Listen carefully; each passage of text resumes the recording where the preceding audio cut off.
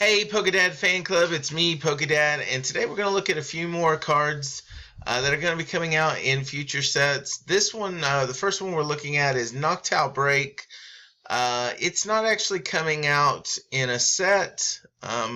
Breakpoint, it's coming out in January with a Break Evolution box that's going to include Empoleon Break, Behem Break, and Noctowl. So let's look at this Noctowl Break. We do know that Noctowl just came out in the past set. A lot of people were trying to build decks with it. Item lock decks particularly would do well, it seems, like a Vileplume deck maybe, because Noctowl's attack allows you to look at your opponent's hand and you show your hand and all the items in both people's hands.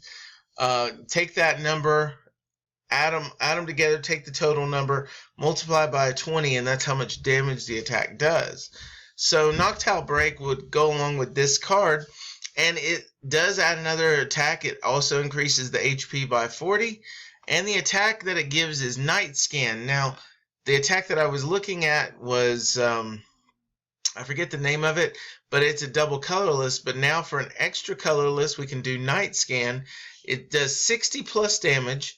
Your opponent reveals his or her hand, and this attack does 30 more damage for each trainer card in your opponent's hand.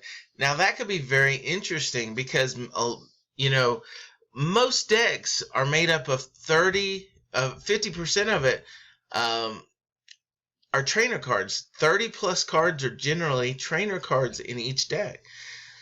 So in the average hand, I mean, you're looking at probably three, let's say a hand of 6 is probably going to have 3 trainer cards in it. So if there's 3 in there, that's going to be 30 times 3 is 90, plus 60 is 150. Throw in a muscle band, and now you're hitting for 170 pretty easily. The other cool thing is if you have a lot of item cards in your own hand, then you could still use the first attack. But if you look at your hand and say, man, I don't have anything, then you can use the second attack, still take a look at your opponent's hand, and do massive damage, you know. So I think Noctowl Break, I don't know if it's going to see the competitive scene, but I think it has a chance. You know, I think if someone can get creative and with the deck, I think Noctowl Break could potentially make it. Alright, now let's go to a couple more cards from Rage of the Broken Sky, which is also Breakpoint. We got Ferrothorn here. Very nice artwork. Ferrothorn's a grass metal type, but in this set they made him metal. So he's weak to fire, but he would be weak to fire regardless. He's resistant to Psychic, has 100 HP, and he's a stage 1, so he could work with evolutions, but I don't think that you'll be using him with evolutions much. The first attack is 1 metal and a colorless, does Metal Claw for 40 damage. Nothing special about that.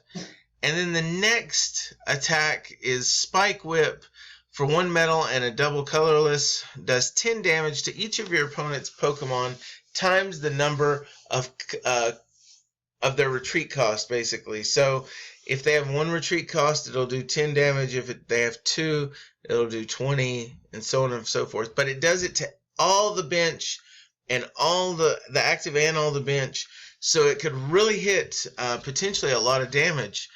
A couple things that this seems like it would work well with is Team Aqua's Muck and also Team Aqua's Stadium. I mean, if you have 2 Mucks in play and you have the Stadium in play, when you hit this attack, you're looking at a minimum of 30 damage to every single Pokemon on the board.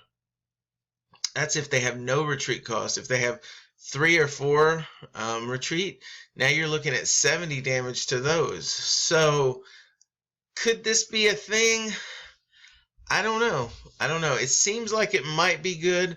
Might even work well with the Bronzong that came out in Breakthrough, which does 30 damage for anything that has damage counters on it already. So they could kind of synergize together. I mean, and you could potentially see, you know, a 6 card 6 prize turn, which would be pretty amazing, if you ask me. And I also like the idea of even throwing Meowstic in. Even it's goes all the way back to Flash Fire, but Meowstic allows you to move all the damage counters around, especially since Dusknoir, the old Dusknoir has been moved to expanded. But this could actually work in an expanded deck with that Dusknoir or the Meowstic from Flash Fire. So could it work? I don't know, because Mega Gallade kind of had the same thing going, where it would hit a lot of damage to the bench, but I'm just not sure yet. Again, there may be some creative original idea that could make this work. I mean, I also could see Fortress working in this, putting 10 damage, then the Bronzong, and then throw in the Ferrothorn, and man, you could be really hitting a lot. But will it be a competitive deck? I probably tend to think no, it probably won't. Alright, then for our final card that we're going to look at today is the new Dark Shiftry. A lot of people figured that it was going to be a Dark Shiftry, especially with the new stadium, because they seem to be focusing on Metal-type Pokemon and Dark-type Pokemon. And so with the new stadium, Reverse Valley, that allows Dark types to hit for an extra 10, and Metal types to reduce their damage by an additional 10. It seems like that Shiftry would be a Dark type in this one. Now, what we do know that Seedot is a Grass type, but we don't know if Nuzleaf is Grass or not yet. If Nuzleaf is Grass, then you could theoretically get this out on turn 1 with Forest of Giant Plants. If Nuzleaf is a Dark type, then you could get to Nuzleaf on turn 1, but then evolve to Shiftry turn 2. Now, I know a lot of people have already pretty much said this card isn't going to be very good, but I don't know. I think there's possibility with this one. So let's take a look at it. It's 140 HP, Dark type, weak to fighting, resistant to psychic. Alright, it's for a darkness and a colorless, blow away. Flip 3 coins. If any are heads, look at your opponent's hand, and then discard a number of cards from your opponent's hand equal to the number of heads. I want you to know, I mean, to me, that seems like a very, very powerful concept. I know that there was a Malamar, I think all the way back from XY base set, that had mental trash, and basically you flip 4 coins, and for every heads, you got to randomly select a card from your opponent's hand, and I don't know if it was discarded or if it went back into the deck. Even if it was discarded, though, it still was just, you were just randomly selecting. If you got 2 heads, though, off of the coin flip, and you were able to take out all the VS Seekers, and let's say there's a VS Seeker and a Sycamore in your opponent's hand, you take those 2 cards out, they're going to be top decking from that point on. That right there may be enough time just to stall them so you can begin using the second attack here. And frankly, what if you could, they had a low hand count to begin with, and you flipped enough to knock their hand completely out and discard it, and then they draw a card the next turn. I mean, then they're in full top deck mode. So I don't know. I kind of like the possibility with that.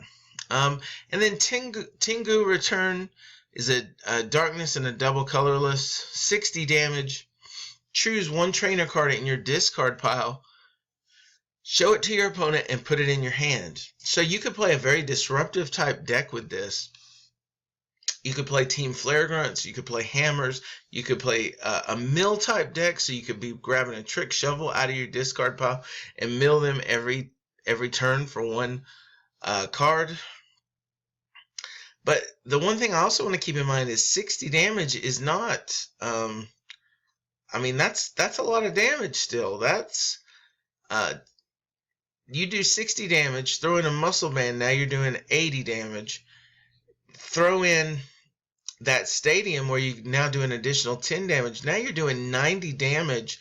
Plus you get to pull a disruptive card back out of your discard pile and put it into your hand. Seems pretty good to me. Now maybe I'm wrong. Maybe it won't see any play at all. It is a stage 2, and unless stage 2s get some kind of support, it may still be difficult to get out. But I think Bridget is a good starting point. That helps get the basics on the bench real quick. Now if we could, had some maybe supporter card that works similar to Rare Candy, or I like the idea of a supporter card where you discard 2 cards and you get to take a stage 2 and put it right onto your bench. That would be your supporter for the turn, and you would have to discard 2, so it would be kind of like a special type Ultra Ball supporter. But it would be very unique, I think. That could make this deck, I think, feasible. To be able to Team Flare Grunt and energy away from your opponent every turn and still do 90 potential damage, I mean, that seems pretty good.